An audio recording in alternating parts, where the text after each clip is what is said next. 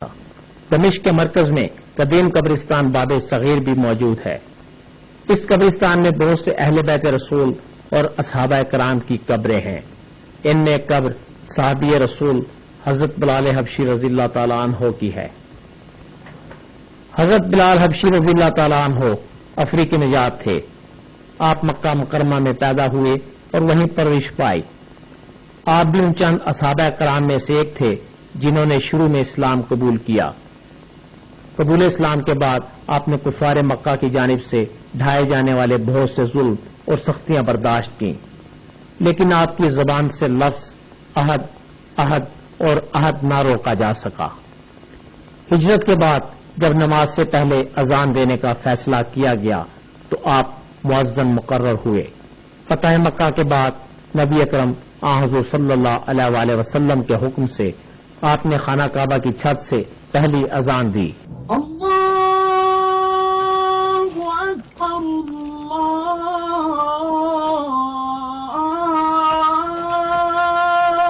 اکبر۔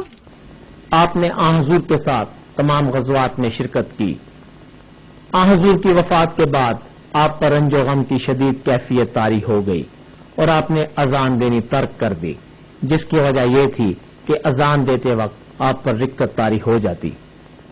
کچھ مدت اسی درد و غم میں گزارنے کے بعد آپ اسلامی فوجوں کے ساتھ ملک شام چلے گئے، جہاں سے آپ مختلف جنگوں میں حصہ لیتے رہے اور وہیں مستقل رہائش اختیار کر لی۔ ایک مرتبہ آپ نے خواب میں نبی پاک حضور صلی اللہ علیہ وآلہ وسلم کی زیارت کی، جس میں دیکھا کہ وہ آپ کو یاد فرما رہے تھے۔ آپ نے فوراً حضور کے روضہ پر حاضری کے لیے مدینہ منورہ کا سفر شروع کیا۔ روضہ مبارک پر حاضری دینے کے بعد مدینہ منورہ میں حضرت امام حسن اور حضرت امام حسین علیہ السلام نے آپ سے اذان دینے کی فرمائش کی۔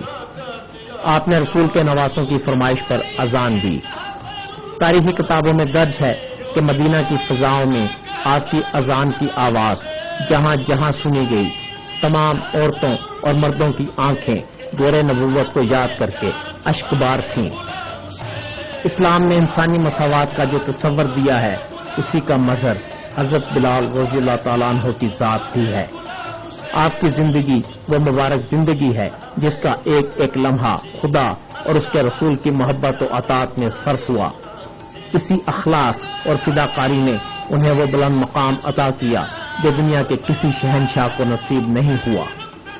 ادائے دید سراپا نیاز تھی تیری، کسی کو دیکھتے رہنا نماز تھی تیری، اذاں ازل سے تیرے عشق کا ترانہ بنی، نماز اس کے نظارے کا ایک بہانہ بنی۔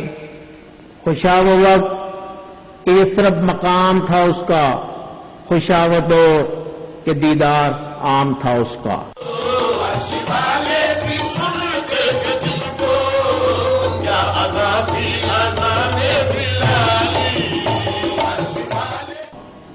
آپ کی وفات 20 ہجری میں ہوئی۔